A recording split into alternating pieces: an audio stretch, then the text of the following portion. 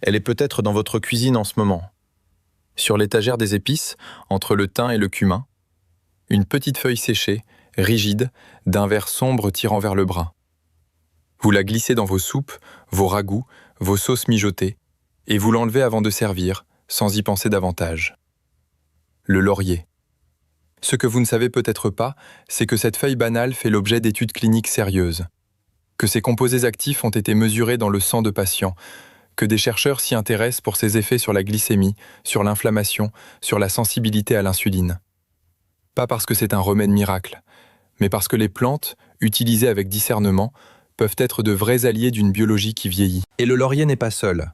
Il existe plusieurs plantes, certaines très connues, d'autres moins, dont les composés bioactifs ont été étudiés dans des contextes qui concernent directement la santé après 60 ans.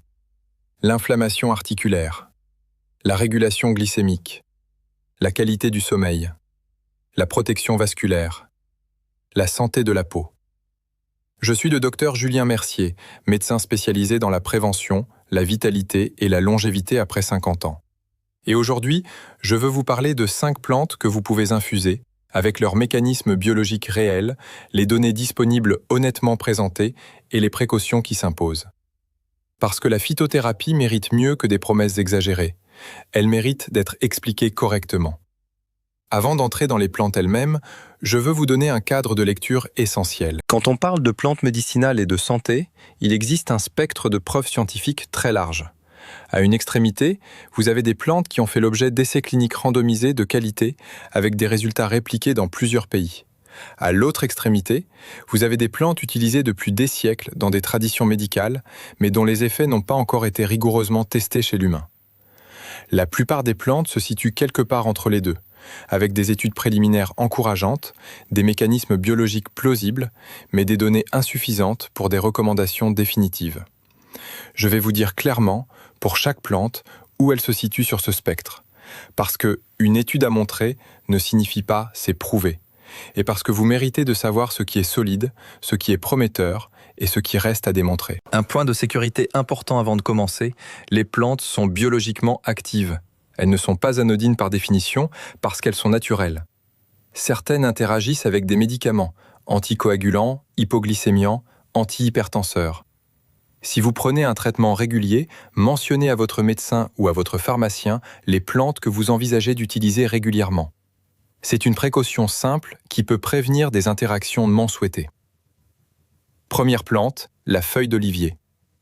L'huile d'olive est célèbre pour ses bénéfices cardiovasculaires dans le contexte de l'alimentation méditerranéenne. Mais la feuille de l'olivier, moins connue, moins consommée, contient elle aussi des composés bioactifs intéressants, dont le plus étudié est l'oleuropéine. L'oleuropéine est un polyphénol qui a montré dans des études de laboratoire des propriétés antioxydantes et anti-inflammatoires. Des études ont observé ses effets sur des marqueurs de l'inflammation comme la CRP, la protéine C réactive, et sur certains paramètres cardiovasculaires comme la pression artérielle. Des essais cliniques existent. Ils sont modestes en taille, quelques dizaines de participants en général, mais leurs résultats sont encourageants. Une étude publiée dans le European Journal of Nutrition a montré qu'un extrait de feuilles d'olivier pouvait influencer favorablement certains paramètres métaboliques chez des adultes présentant une hypertension légère. Des effets sur la pression artérielle systolique ont été observés dans plusieurs petits essais. Ce que la feuille d'olivier ne fait pas, elle n'est pas un médicament antihypertenseur. Elle ne remplace pas un traitement prescrit. Les effets documentés sont modestes et les études trop petites pour permettre des conclusions définitives sur des bénéfices cliniques majeurs. Mais comme composant d'une approche préventive globale chez une personne sans hypertension sévère, elle mérite une attention sérieuse. Comment la préparer ? Utilisez des feuilles séchées de bonne qualité, environ 2 grammes pour 200 ml d'eau. L'eau ne doit pas être à ébullition pleine, visez environ 85 à 90 degrés, c'est-à-dire juste après l'ébullition avec 1 minute de refroidissement. Infusez 10 minutes, filtrez et buvez. Le goût est légèrement amer, herbacé, certains l'apprécient, d'autres moins. Une pincée de curcuma ou quelques gouttes de citron peuvent l'améliorer. Le matin avant le petit déjeuner est un bon moment pour cette infusion, non pas pour une raison hormonale mystérieuse, mais simplement parce que l'estomac vide favorise souvent une meilleure absorption des polyphénols. Deuxième plante, la feuille de mûrier blanc. Celle-ci est moins connue dans les cuisines occidentales, mais elle fait l'objet d'une attention croissante dans la recherche sur la régulation glycémique, et pour une raison biologique précise. La feuille de mûrier blanc contient un alcaloïde appelé déoxynogérimycine, souvent abrégé DNJ. Ce composé agit comme un inhibiteur des alpha-glucosidases intestinales, ces enzymes qui décomposent les glucides complexes en glucose simple dans votre intestin grêle. En ralentissant l'action de ces enzymes, il ralentit la vitesse à laquelle le glucose issu de votre repas passe dans votre circulation sanguine. L'effet est comparable, de façon beaucoup plus modeste, à celui de certains médicaments antidiabétiques qui fonctionnent sur le même mécanisme. Des études cliniques ont été conduites, notamment en Asie, où la feuille de mûrier est utilisée depuis des siècles. Une méta-analyse publiée dans Evidence-Based Complementary and Alternative Medicine a compilé plusieurs essais et conclut que la consommation de feuilles de mûrier était associée à une réduction modeste mais significative de la glycémie post-prandiale, c'est-à-dire la glycémie après le repas, par rapport à un placebo. Les chiffres de réduction observés dans ces études sont modestes, de l'ordre de 10 à 20% selon les études et les populations. Pas spectaculaire. Mais dans le contexte d'une prévention du prédiabète ou d'un soutien à la gestion glycémique, même un effet modeste et régulier peut être cliniquement pertinent sur le long terme. Pratiquement, 2 à 3 feuilles séchées dans 200 ml d'eau chaude, infusées 8 à 10 minutes. Le timing idéal est 20 à 30 minutes avant le repas principal de la journée, celui qui contient le plus de glucides, pour que les composés actifs soient présents dans l'intestin au moment où arrivent les glucides du repas. Précaution importante, si vous prenez des médicaments hypoglycémiants pour un diabète de type 2, metformine, sulfamide, inhibiteur du SGLT2, la feuille de mûrier peut s'ajouter à leur effet. Il ne s'agit pas d'un danger en soi si c'est anticipé et surveillé, mais une hypoglycémie non planifiée peut l'être. Informez votre médecin. Troisième plante, la mélisse.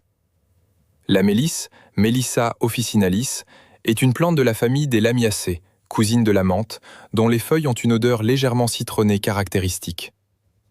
Elle est utilisée en médecine traditionnelle depuis l'Antiquité grecque pour ses effets sur le système nerveux, anxiété, agitation, difficulté d'endormissement. Son composé actif principal est l'acide rosmarinique, le même polyphénol présent aussi dans le romarin, la sauge et plusieurs autres plantes aromatiques méditerranéennes. L'acide rosmarinique a des propriétés antioxydantes bien documentées in vitro, c'est-à-dire en laboratoire sur des cultures cellulaires. Dans les études cliniques chez l'humain, les effets les plus solides de la mélisse concernent l'anxiété et le sommeil. Des essais randomisés contrôlés, le niveau de preuve le plus rigoureux, ont montré une réduction de l'anxiété et une amélioration de la qualité du sommeil avec des extraits de mélisse comparés à un placebo. Ces effets ont été répliqués dans plusieurs études indépendantes. Pourquoi est-ce pertinent pour la santé après 60 ans? Parce que le sommeil est un facteur cardiovasculaire et métabolique majeur. Un sommeil insuffisant ou fragmenté augmente la pression artérielle nocturne, élève le cortisol, aggrave la résistance à l'insuline et l'inflammation systémique. Améliorer la qualité du sommeil, même modestement, a des répercussions réelles sur l'ensemble de la physiologie. Comment la préparer? 2 à 3 grammes de feuilles fraîches ou séchées dans 250 ml d'eau chaude, pas bouillante, infusée 6 à 8 minutes. Le goût est agréable, doux, légèrement citronné. Pas besoin d'arômes ajoutés ni de sucre. À prendre environ 1 heure avant le coucher pour bénéficier de ses effets sur l'endormissement. L'association avec du romarin, quelques feuilles fraîches ou une petite pincée de romarin séché est intéressante car les deux plantes contiennent de l'acide rosmarinique et peuvent avoir un effet additif en termes d'apport en polyphénol antioxydant. Précaution. La mélisse peut potentialiser l'effet de certains sédatifs ou anxiolytiques. Si vous prenez des benzodiazépines ou d'autres médicaments pour le sommeil ou l'anxiété, mentionnez-le à votre médecin avant d'intégrer la mélisse régulièrement. Quatrième plante, le laurier. Revenons à cette feuille que vous avez peut-être en ce moment dans votre placard de cuisine. Le laurier noble, Laurus nobilis, contient plusieurs composés actifs, dont des polyphénols, des flavonoïdes, des tannins et des huiles essentielles. Dans la tradition culinaire méditerranéenne, il est utilisé depuis des siècles pour aromatiser les plats mijotés. Mais son usage thérapeutique est moins connu. L'étude la mieux documentée sur le laurier et la glycémie a été publiée dans le Journal of Clinical Biochemistry and Nutrition. Des adultes diabétiques de type 2 ont reçu pendant 30 jours soit un placebo, soit des quantités variables de poudre de feuilles de laurier. Les groupes recevant du laurier ont montré une amélioration de plusieurs paramètres glycémiques et lipidiques comparativement au placebo. Ces résultats sont réels et publiés dans une revue sérieuse. Mais il faut les lire avec les yeux du clinicien. C'est une étude unique, de petite taille, sur une population spécifique de diabétiques. Les résultats ne peuvent pas être généralisés sans étude de réplication. Ils sont encourageants et méritent des recherches plus approfondies, mais ils ne constituent pas une preuve suffisante pour recommander le laurier comme traitement du diabète. Ce que le laurier peut être, en revanche, c'est un complément alimentaire savoureux et biologiquement intéressant dans le cadre d'une alimentation préventive. Ces polyphénols ont des propriétés anti-inflammatoires et antioxydantes plausibles. Et il a l'avantage considérable d'être déjà dans la plupart des cuisines, peu coûteux et parfaitement intégrable dans l'alimentation quotidienne. Pour une infusion, 3 à 4 feuilles de laurier séchées dans 300 ml d'eau froide, portées progressivement à ébullition. La méthode d'extraction à froid suivie de chaleur améliore l'extraction des polyphénols comparativement à une simple infusion dans l'eau chaude. Après ébullition, feu doux pendant 5 minutes, puis couvrir et laisser infuser encore 8 minutes hors du feu. Filtrer et laisser tiédir avant de boire. L'association avec de la cannelle de Ceylan, à distinguer de la cannelle de Chine qui contient plus de coumarine, une substance potentiellement hépatotoxique à haute dose, est intéressante car la cannelle de Ceylan a elle aussi des données préliminaires sur la régulation glycémique. Quelques tranches de gingembre frais complètent bien ce trio aromatique. 20 minutes avant les repas principaux est un bon timing si votre objectif est un effet sur la glycémie postprandiale. Le matin à jeun si c'est l'effet anti-inflammatoire qui vous intéresse davantage. 5e plante, la feuille d'olivier de Bohême, ou plus précisément, dans le cadre d'une approche vasculaire, revenons à quelque chose que beaucoup de mes patients sous-utilisent, le thé vert. Je sais, vous avez probablement déjà entendu parler du thé vert. Mais permettez-moi de vous expliquer pourquoi il mérite une place dans cette liste et pourquoi la façon dont vous le préparez change significativement ce que vous en tirez. Le thé vert contient de l'EGCG, épigallocatechin galate, l'un des polyphénols les mieux étudiés au monde. Ses effets sur la santé vasculaire, l'inflammation et le métabolisme ont été documentés dans des centaines d'études. C'est l'une des plantes dont le niveau de preuve est le plus solide de toute cette liste. Des méta-analyses, compilation de dizaines d'essais cliniques, ont confirmé des associations entre consommation régulière de thé vert et réduction modeste de la pression artérielle, amélioration de la sensibilité à l'insuline, réduction de certains marqueurs inflammatoires. Les effets sont modestes à chaque mesure individuelle, mais cohérents et répliqués, ce qui est le critère de solidité le plus important en recherche clinique. Pour la santé vasculaire spécifiquement, l'EGCG a montré dans plusieurs études sa capacité à soutenir la fonction endothéliale, cette capacité des vaisseaux à se dilater en réponse aux besoins de l'organisme, via une amélioration de la production d'oxyde nitrique. La préparation est déterminante. L'eau bouillante dégrade une partie des catéchines et produit un goût amer qui décourage la consommation régulière. Visez 80 degrés, eau bouillie refroidie 1 à 2 minutes. Infusez 2 à 3 minutes maximum. Ajoutez quelques gouttes de citron.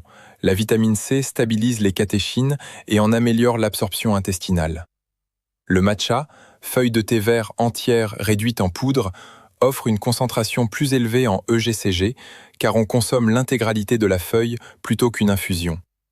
Une demi-cuillère à café de matcha de qualité dissoute dans de l'eau chaude, pas bouillante, est une alternative puissante pour ceux qui aiment son goût. Je veux maintenant vous parler de quelque chose qui dépasse les plantes individuelles, la façon d'intégrer ces infusions dans une routine cohérente et durable. La régularité prime sur l'intensité. Une tasse de thé vert chaque matin pendant 6 mois aura des effets biologiques bien plus mesurables qu'une semaine intensive d'infusions multiples abandonnée faute de motivation.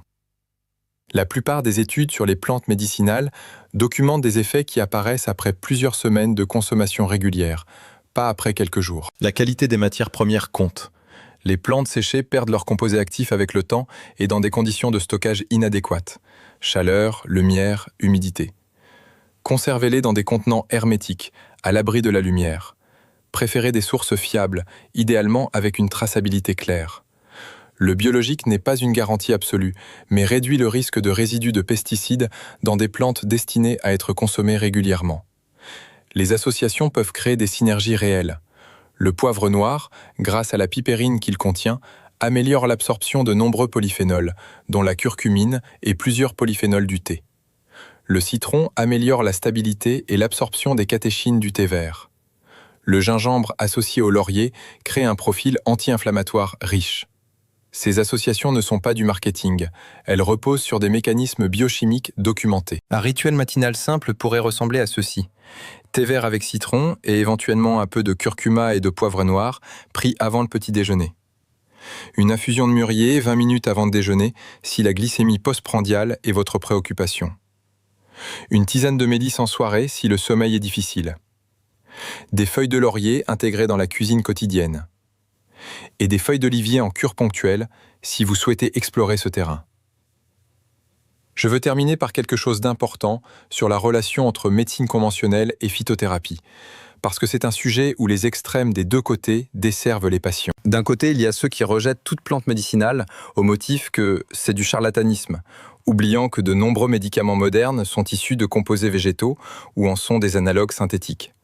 L'aspirine vient du saule, la digitaline vient de la digitale, la metformine elle-même est dérivée de la Galega officinale. Les plantes ont une pharmacologie réelle. De l'autre côté, il y a ceux qui voient dans les plantes des remèdes capables de tout guérir, qui exagèrent les données disponibles, inventent des pourcentages impressionnants ou citent des études inexistantes pour impressionner leur audience. Ce discours est dangereux, non seulement parce qu'il est faux, mais parce qu'il peut conduire des personnes à substituer des plantes à des traitements médicaux nécessaires. La vérité se situe entre les deux. Les plantes que nous avons explorées aujourd'hui ont des effets biologiques réels, des mécanismes plausibles, et pour certaines, des données cliniques encourageantes. Ces effets sont modestes comparés à des médicaments spécifiques dans leurs indications. Ils s'inscrivent dans une logique préventive et complémentaire, pas curative et substitutive. Utilisées dans ce cadre, avec discernement, régularité et en transparence avec votre médecin, elles peuvent faire partie d'une approche de santé intelligente après 60 ans. Pas parce qu'elles sont miraculeuses, parce qu'elles apportent des signaux biologiques utiles à un corps qui en a besoin, de façon douce, quotidienne, accessible et souvent délicieuse. Un thé qui vous fait du bien, que vous prenez avec plaisir chaque matin, c'est déjà, en soi, un acte de soin envers vous-même. Et dans la médecine préventive, les actes répétés avec plaisir et régularité valent infiniment plus que les interventions héroïques abandonnées après 2 semaines. Prenez soin de vous et de votre tasse.